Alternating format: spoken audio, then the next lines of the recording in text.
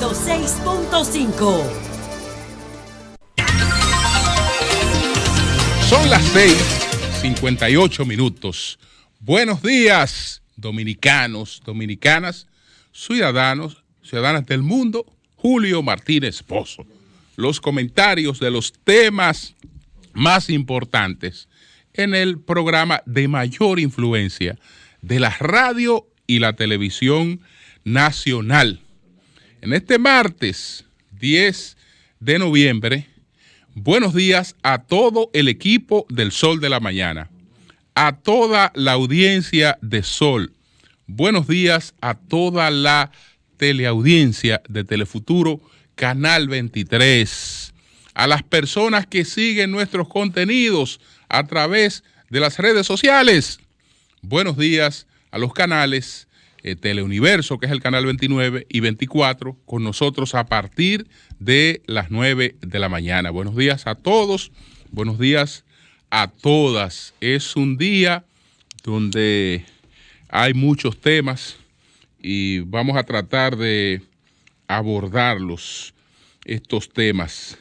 Nos vamos a referir desde luego al feriado sangriento del fin de semana, a la juramentación del nuevo presidente de Bolivia, a la destitución del presidente del Perú, Martín Vizcarra, al Congreso, a la inauguración del Congreso de la Fuerza del Pueblo, y nos vamos a referir al panorama conflictivo que tenemos creado con una Junta Central Electoral escogida sin consenso para administrar pues unas elecciones en una coyuntura bastante conflictiva. Entonces tenemos que prepararnos para la circunstancia que nos crea una Junta Central Electoral inconfiable para el montaje de un proceso electoral, porque solo algunos de los actores de ese proceso participaron de la escogencia de esa Junta Central Electoral. Pero bueno, en primer lugar,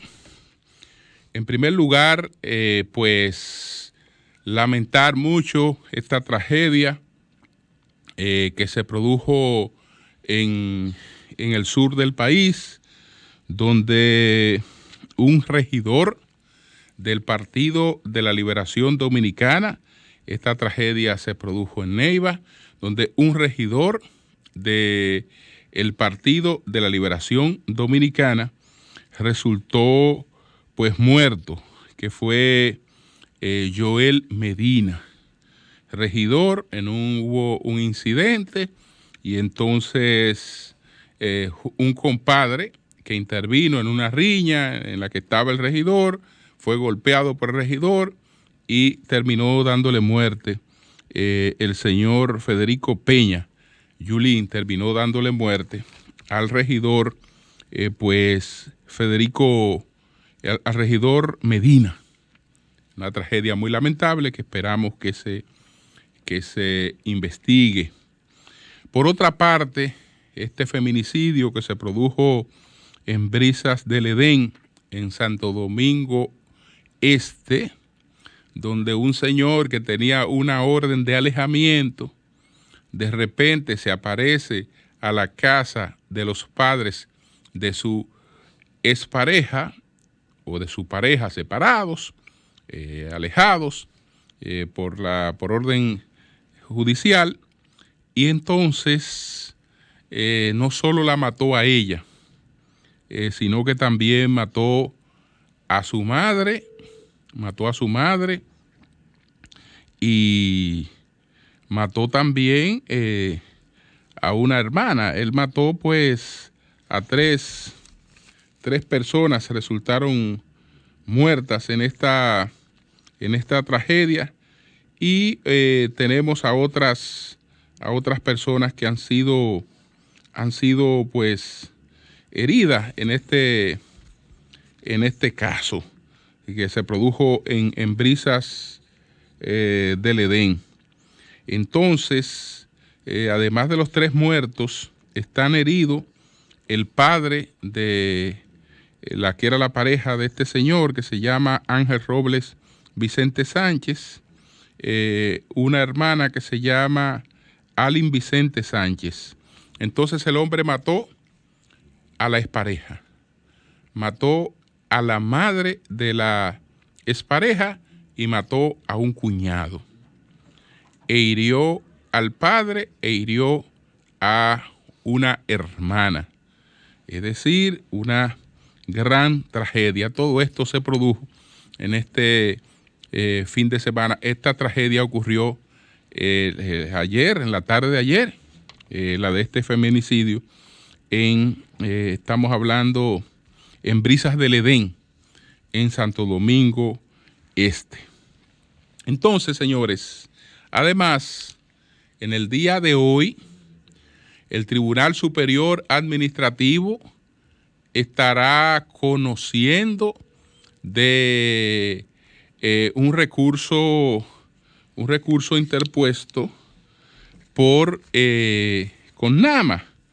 Estará conociendo el Tribunal Superior Administrativo una medida cautelar anticipada interpuesta por CONAMA ante una decisión sorpresiva del IDECO, que una resolución del propio IDECO que permitía que las cooperativas desarrollaran sus asambleas tomando en cuenta la situación de la pandemia, es decir, que se hicieran con distanciamiento social, que se pudieran acreditar presencias online y todas estas cosas para que cumplan con sus estatutos sin violar el estado de emergencia.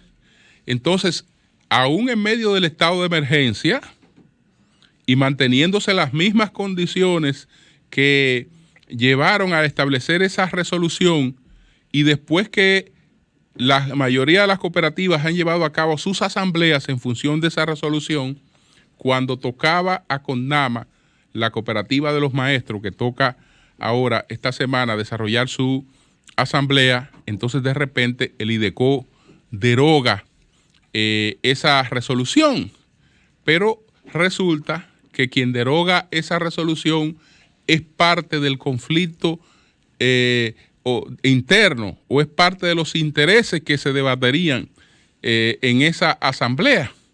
Entonces, usando este mecanismo, usando el poder a conveniencias, pues trata de impedir una asamblea porque siente que tal vez el sector que representa no tiene las posibilidades de emerger triunfante en esa asamblea.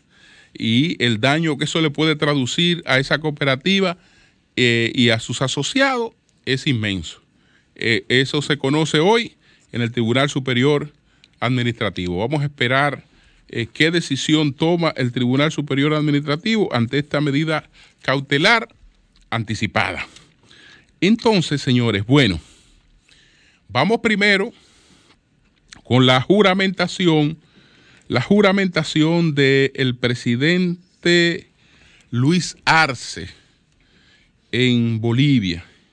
Se juramentó el presidente Luis Arce Catacora y su vicepresidente David Choquehuanca del MAS, del Movimiento hacia el Socialismo, cuyo fundador y líder es Evo Morales, desalojado del poder después de unas elecciones que resultaron cuestionadas y sometidos a una serie de procesos.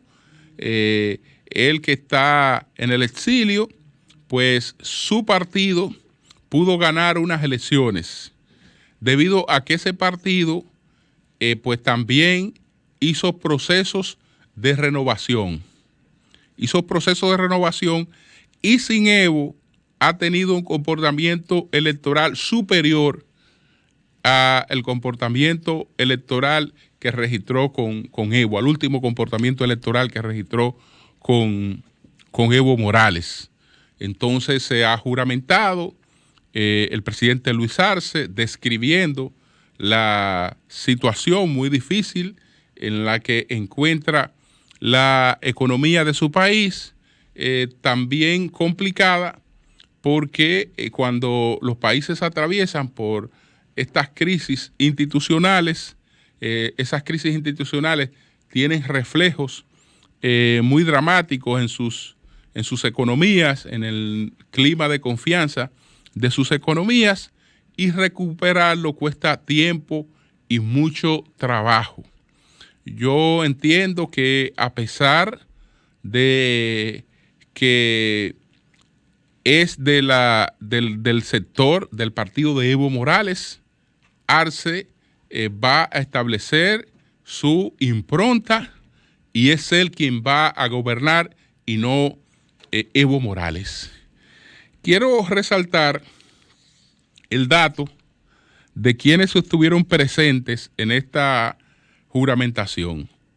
La delegación de un país como España, de una potencia como España, pues estuvo encabezada nada más y nada menos por su jefe de Estado, el rey Felipe VI, y estuvo entonces la canciller de España en esta juramentación. La canciller de España, Arantxa González, estuvo junto con el jefe de Estado, que es el rey Felipe VI. También estuvo el segundo vicepresidente del gobierno, Pablo Iglesias, que ese lo que fue hacer un lío, porque al margen de la representación oficial de España, del Estado de España, que era parte de esa delegación, entonces suscribió un documento que el gobierno de España y el Estado español han tenido que distanciarse de ese documento. Establecer que ese documento fue firmado a título personal, no en nombre ni en representación de la delegación de España que acudió a esta toma de posesión. Ese documento lo firman también el expresidente del gobierno español, Rodríguez Zapatero, lo firman otros expresidentes como el propio Evo Morales, el expresidente Correa, la expresidenta Dilma Rousseff, y en ellos denuncian las tramas de la ultraderecha y una serie de cosas que realmente poco aportan en la juramentación de un nuevo presidente que tiene que relanzar la economía de su país, recomponer las relaciones exteriores de su país, y eso no aportaba absolutamente nada en ese caso. Creo que el primero que no agradece la suscripción de ese documento es el presidente pues juramentado, aunque él desde luego en términos internos se refirió a los procesos que vivió ese país, al hecho de que se aprovechara la pandemia para la postergación de un gobierno que él entiende que era ilegítimo, a las persecuciones que se ejercieron, etcétera, etcétera. Entonces, tenemos esto.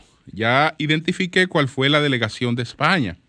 La delegación de Argentina, bueno, el presidente de Argentina, el señor Fernández, que también, Alberto Fernández, que también firmó el documento, que firmó Pablo Iglesias, pero el representante del Estado argentino, su presidente y su canciller. Entonces también de Colombia, su presidente y su canciller. Del Paraguay, su presidente y su canciller. Y esas fueron parte de las delegaciones que acudieron a esta toma, a esta juramentación. La República Dominicana, que dice que quiere mejorar sus relaciones con Bolivia, envió una delegación de un nivel que no se corresponde con el de un acto donde están convocados los jefes de Estado, porque envió a un representante del Poder Legislativo, porque supuestamente es amigo del presidente que se va a juramentar. Bueno, mientras más amigo tú seas de la gente, más respeto tú tienes por sus cosas. porque no es que yo soy amigo tuyo y entonces en las cosas tuyas te voy a tratar como un cualquiera. Si es que somos amigos, entonces respétame mi actividad, dale el nivel que mi actividad requiere, no me la cualquierice. Envíame una delegación que esté a tono con esta actividad.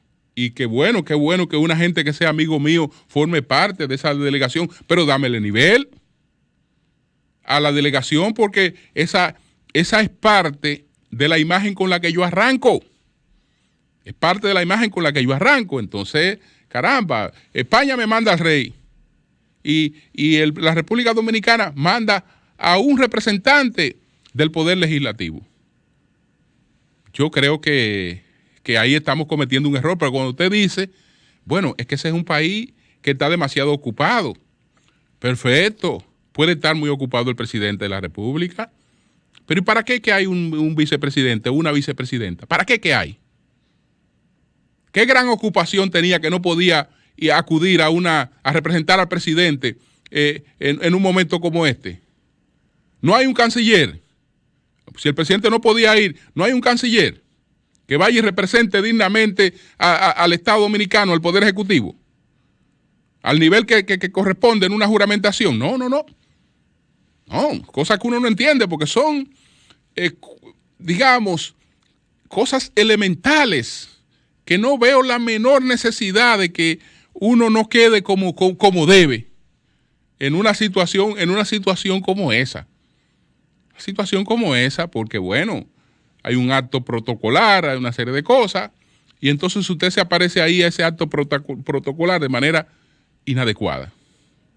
Es innecesario, no vaya mejor. No vaya.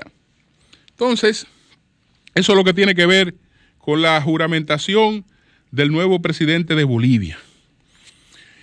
Pero en América del Sur tenemos una situación de crisis, porque ayer fue aprobada la vacancia presidencial en el Perú y fue aprobada con una mayoría abrumadora.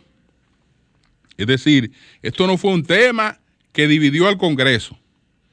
No. Este fue un tema que colocó al Congreso de un solo lado, porque se aprobó la vacancia por supuesta incapacidad moral, es una cuestión sumamente ambigua, difícil de establecer, de Martín Vizcarra, con una votación de 105 votos a favor y 19 votos en contra. Vizcarra se convierte en el cuarto presidente que pues es objeto de este tipo de destitución por parte del Congreso peruano.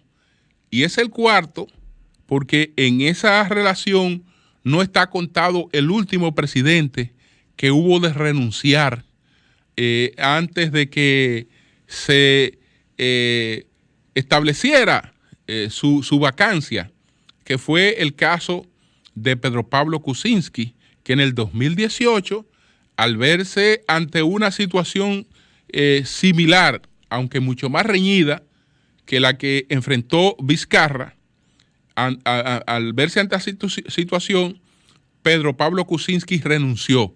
Es decir, oficialmente no declaró la vacancia el Congreso del Perú, porque renunció. Pero esa no fue la suerte de Alberto Fujimori, que fue en el caso del presidente Alberto Fujimori. Eso ocurrió pues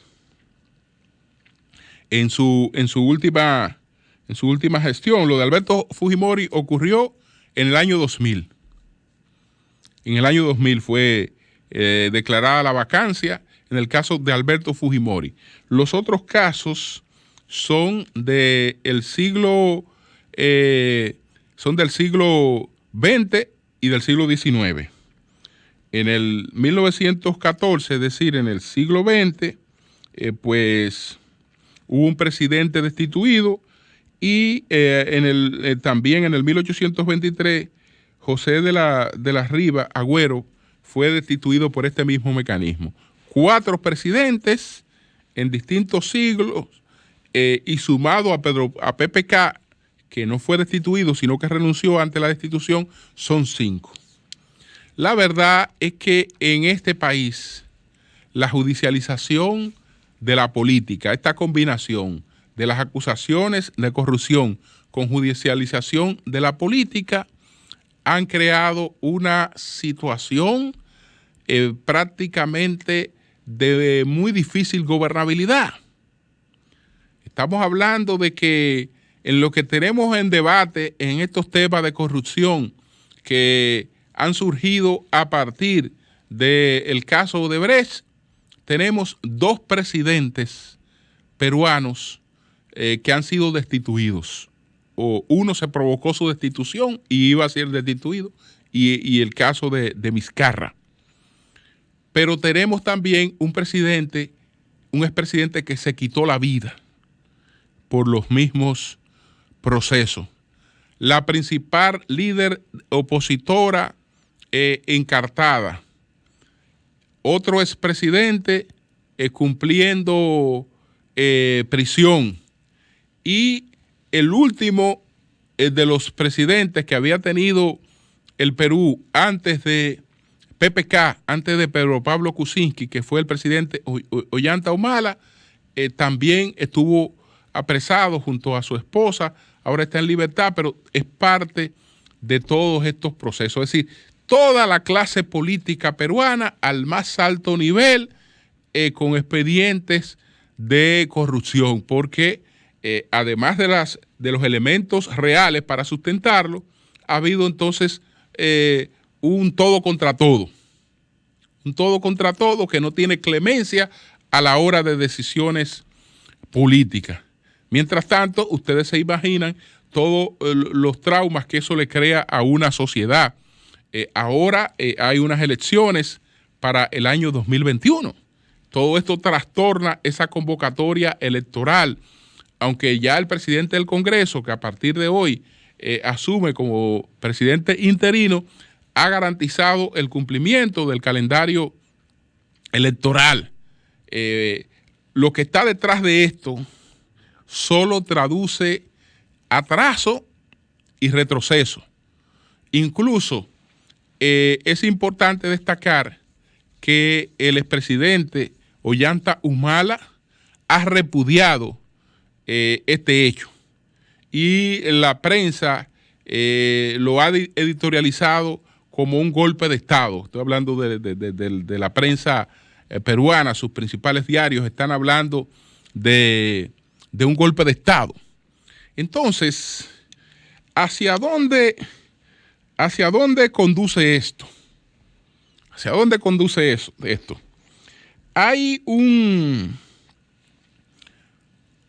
político que es hermano de Ollanta Humala, que se llama Antauro Humala, que está preso, acusado por crímenes de lesa humanidad o por haber provocado irresponsablemente la muerte de varias personas en una situación que se dio en el gobierno de Alejandro Toledo.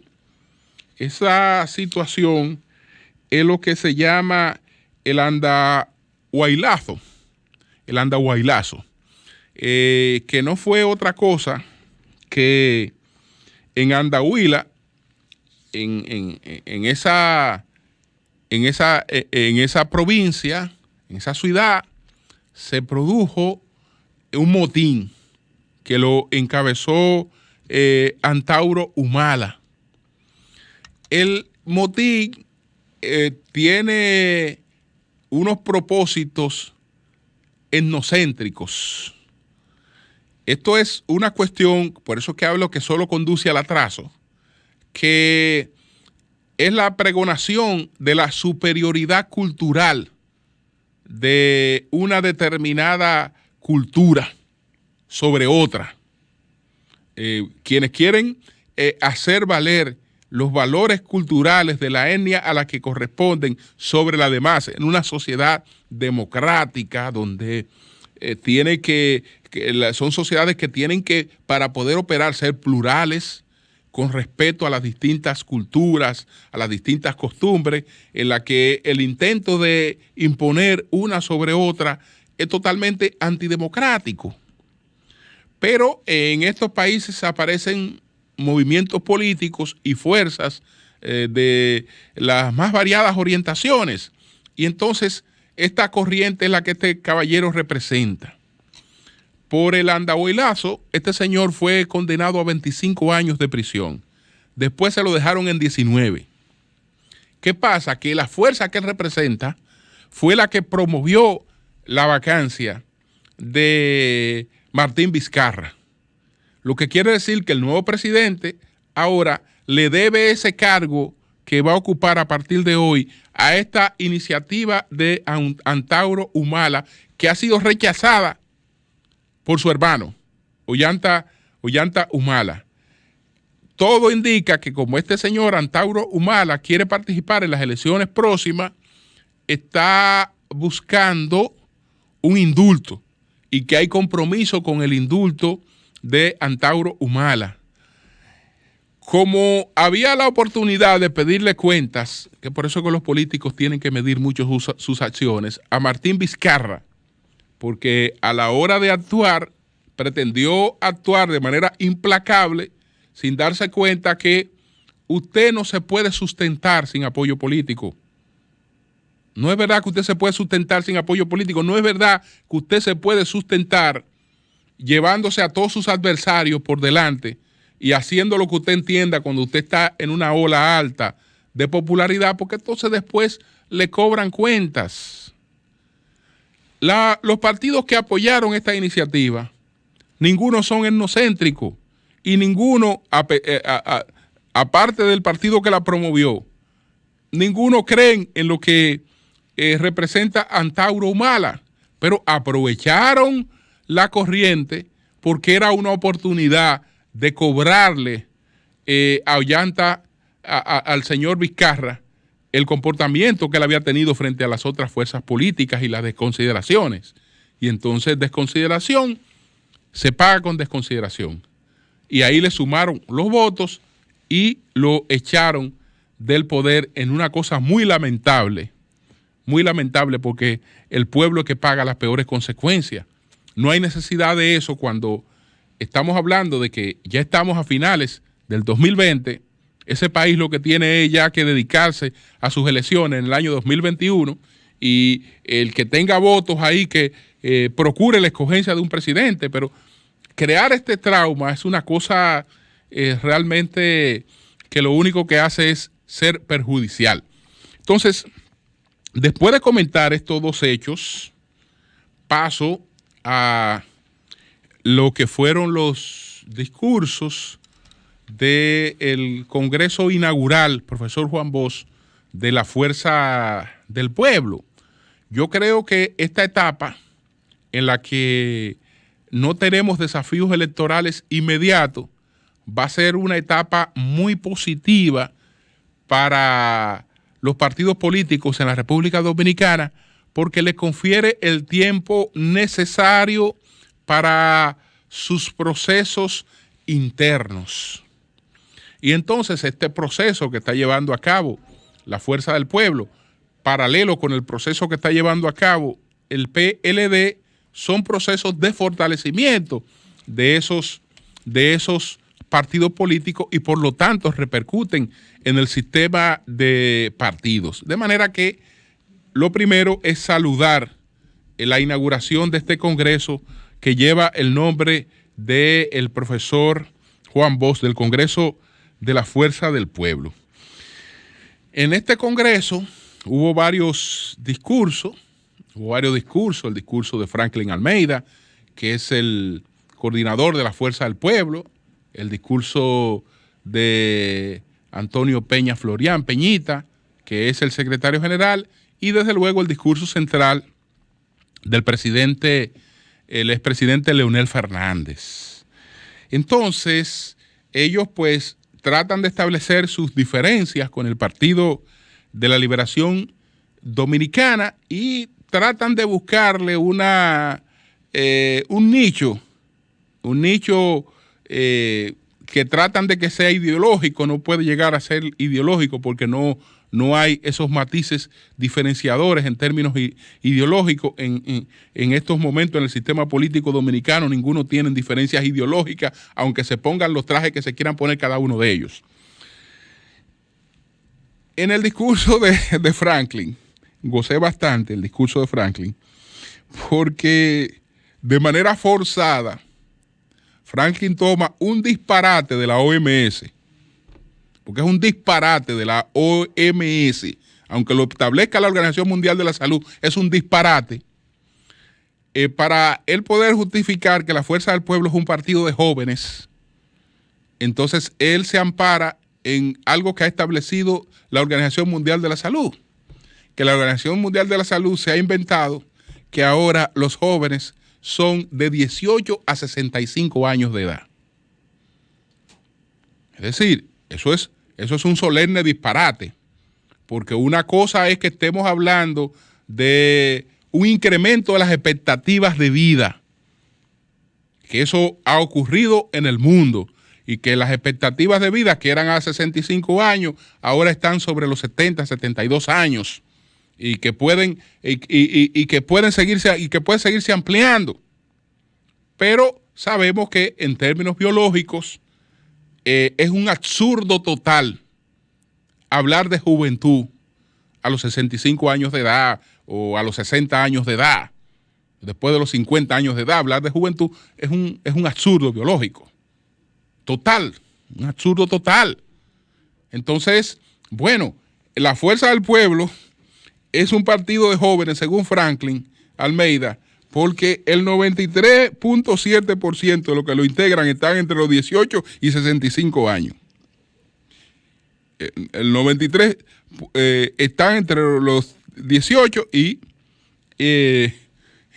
65 años. Por eso que es un partido de joven. La verdad es que eso es como absurdo, ¿no? Yo esperaba que él iba a hablar del dato de los jóvenes, del porcentaje de jóvenes que realmente hay en ese partido, lo que es un dato interesante, porque eso es lo que lo convertiría en una nueva opción. Realmente. Entonces, esa parte de que supuestamente esto, él pues hizo, como el presidente Fernández también, hicieron ambos unos esbozos históricos con algunas lagunas, porque Franklin Almeida dice que Pedro Santana se autoproclamó como presidente de la República. Y entonces él está hablando justamente cuando estamos en el feriado del 176 aniversario de la primera Constitución de la República. Yo creo que ese dato es un dato incorrecto. Pedro Santana no se autoproclamó como presidente de la República. Pedro Santana, a pesar de la mancha del artículo 210 que impuso en la Constitución de la República, Pedro Santana es el primer presidente constitucional de la República. Recuérdense que incluso una de las condiciones que estableció para la aprobación de ese artículo era que no sería presidente. Es decir, que una cosa es que cuestionemos la imposición de este artículo y otra cosa la presidencia constitucional. No. Pedro Santana fue el primer presidente constitucional de la República Dominicana. Antes de Pedro Santana no había un presidente constitucional, porque lo que había era una Junta Central Gubernativa, que tampoco fue Pedro Santana el que conspiró contra esa Junta Central Gubernativa. Esa Junta, por la inexperiencia de los jóvenes, de los trinitarios que la integraron en alianza con otros sectores, ellos produjeron una especie de golpe de Estado, destituyendo a todos los que en esa Junta Gubernativa no respondían a los trinitarios o a los colombianos o a los filorios, como se les decía indistintamente. Y esa crisis que ellos provocaron, ese vacío, pues dio la oportunidad a Santana, que es llamado por Bobadilla, y Bobadilla cree que lo está llamando y que este hombre viene a respaldarlo a él, que ha sido pues destituido de la Junta Central Gubernativa. Y entonces Pedro Santana viene y pues lo que hace es que asume el control de la Junta. Pero eso no era lo que estamos llamando el gobierno constitucional. No, el gobierno constitucional surge después de la primera constitución de la República, la del 6 de noviembre de 1844. Y entonces Pedro Santana no se autoproclamó como presidente constitucional, no. Fue el primer presidente constitucional de la República Dominicana. Esto es aparte de cualquier criterio que usted tenga sobre él, la verdad histórica. No puede decirse, se miente cuando se dice que él se autoproclamó presidente de la República. Por otra parte, entonces, tanto Franklin Almeida como Leonel Fernández aludieron lo que ellos denominan la mancha de la Constitución del 2015, obviando también un dato importante. El presidente Fernández hizo un enfoque interesante sobre la historia de los partidos políticos para tratar de ubicar a la Fuerza del Pueblo en el contexto que entiende le corresponde, porque el presidente Fernández habla de por lo menos 4 ciclos anteriores del partidarismo político.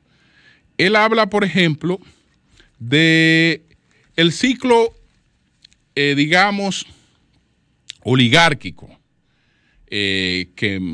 o monárquico, que es sustituido por el ciclo populista, que se da a partir de los procesos de independencia que arrancaron con la independencia de México.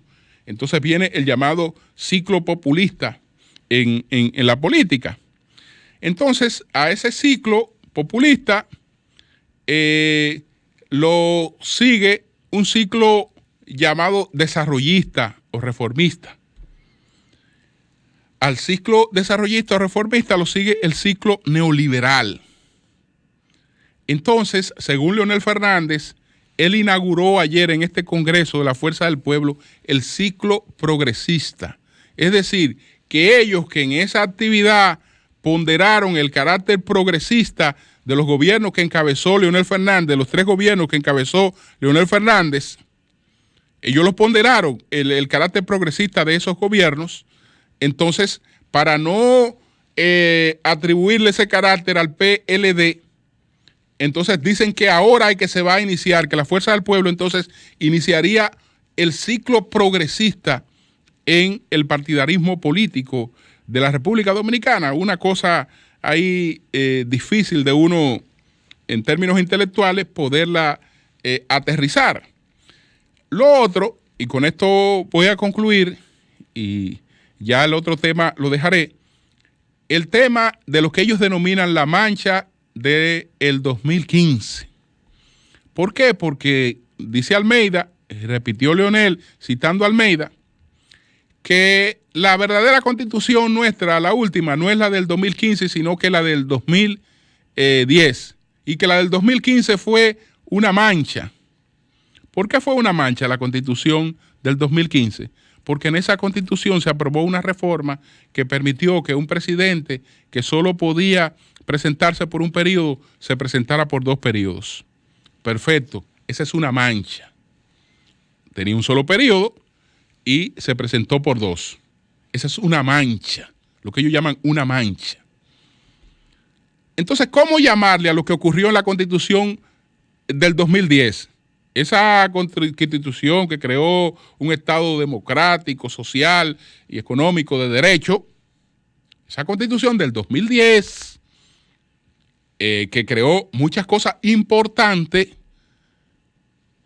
también tuvo una gran mancha, esa Constitución, Y esa mancha fue, él dice que lo que ha permitido que él esté hablando en un acto político e inaugurando un nuevo partido es la Constitución del 2015. No. Lo que permitió que el presidente Fernández hoy, 28 años después de haber gobernado el país, después de haber agotado 3 periodos presidenciales, tenga la pretensión de volver a presentarse como candidato presidencial, es la mancha de la Constitución del 2010. Porque en esa Constitución ya una persona que había gobernado durante 2 periodos consecutivos tenía una prohibición definitiva para presentarse otra vez como candidato. Y él hizo esa reforma, entre otras cosas, para modificar esa Constitución. De manera que si lo del 2015 es una mancha, ¿qué fue lo del 2010? Si lo de Pedro Santana es una gran mancha en la primera Constitución de la República, y lo es, el artículo 210, entonces nuestras constituciones, a pesar de todas las cosas buenas, porque esa Constitución, esa primera Constitución nuestra, no es verdad que es una Constitución conservadora, no es una Constitución progresista, y lo es a pesar de ese artículo. La del 2010 es una Constitución progresista, a pesar de la mancha del 2010 que le introdujo Leonel Fernández, y la del 2015 es una Constitución progresista porque es la misma del 2010, a pesar de entonces de la otra mancha.